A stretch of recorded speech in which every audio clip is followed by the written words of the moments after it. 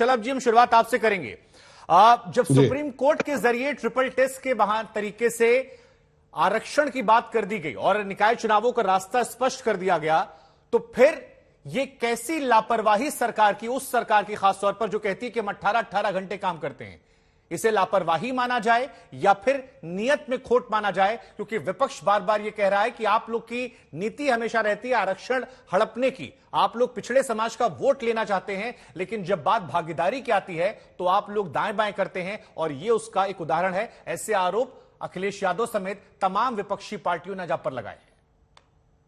तो शुभांकर जी, अगर ये पूरा मामला आप देखेंगे तो इस बार तो मामला उल्टा है। उत्तर प्रदेश सरकार अन्य पिछड़ा वर्ग को आरक्षण देना चाहती है। उत्तर प्रदेश सरकार अन्य पिछड़ा वर्ग के लिए सीटें रिजर्व करना चाहती है।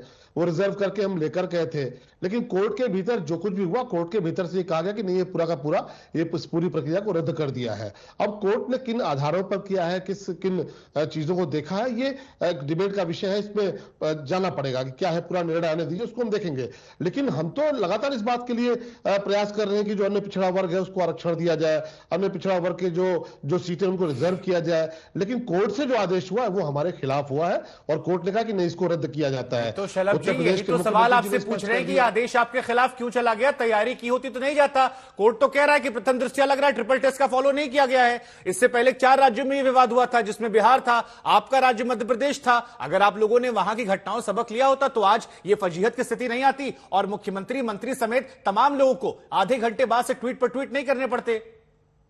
नहीं, देखिए, जो कोर्ट ने कहा है, कोर्ट ने ये कहा है कि आप इस पूरे आरक्षण को हम रद्द करके इसको सभी सीटों को सामान्य कर रहे हैं। पर उत्तर प्रदेश सरकार कह रही कि नहीं, हम ऐसा नहीं कर सकते, हम चुनाव भी समय से कराएंगे।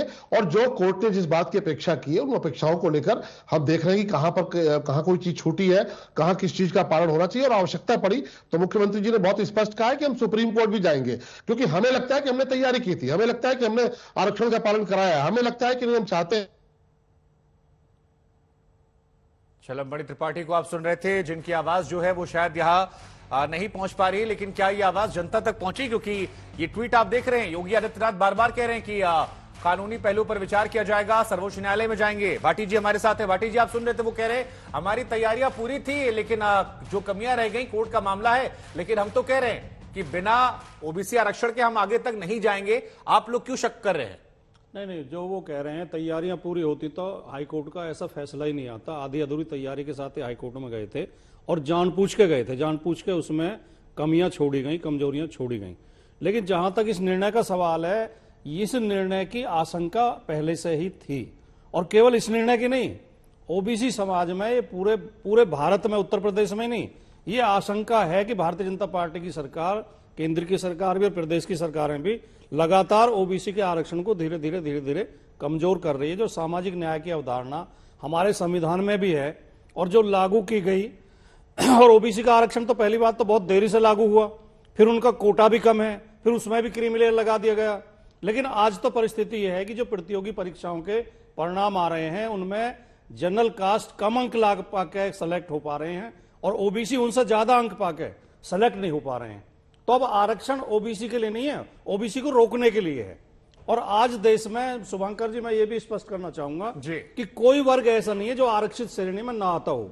अब वो तर्क भी गए जब कहते थे कि हम तो योग्य पैदा होते हैं, अयोग्य लोग आरक्षण के बल पे आगे बढ़ रहे हैं। आज हर वर्ग को आरक्षण मिल रहा है, हर जाति को मिल रहा है। इस देश में कोई नहीं बचा जिसे आरक्षण न मिल रहा हो। नहीं तो जो ये पूरा विवाद है, इस पे योगी आदित्यनाथ ने आज साफ साफ ट्वीट कर कहा, और मैं ट्वीट भी पढ़ दे रहा हूं।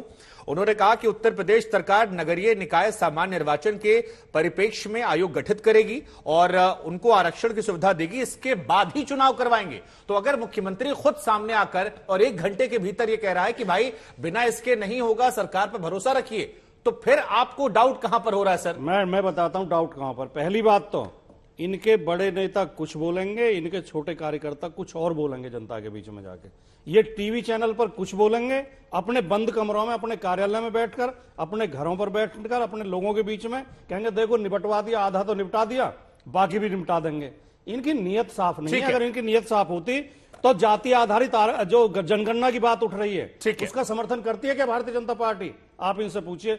ओबीसी को तब तक न्याय नहीं मिल सकता जब तक जाति जनगणना नहीं होगी। ठीक है।